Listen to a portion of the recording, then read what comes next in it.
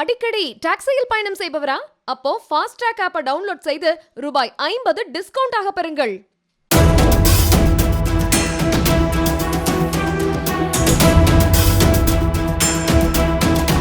மாணவியை இழந்து தனிமையில் வசிக்கும் கோடீஸ்வரன் என்று கூறி மேட்ரிமோனியலில் விளம்பரம் செய்து திருவிடைமருதூரைச் சேர்ந்த பெண்ணை அணுகி 15 சவரன் நகைகள் 3 லட்சம் ரூபாய் ரொக்கம் போன்றவற்றை வசூலித்து ஏமாற்றியதாக அப்பெண் வழங்கிய புகாரின் பேரில் விழுப்புரத்தைச் சேர்ந்த சிபி சக்கரவர்த்தி என்ற நபரை போலீசார் கைது செய்தனர்.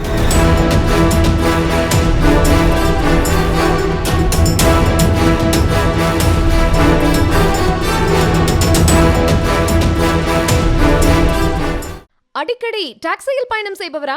அப்போ ஃபாஸ்ட்ராக் ஆப்பை டவுன்லோட் செய்து ரூபாய் 50 டிஸ்கவுண்ட் ஆக பெறுங்கள்.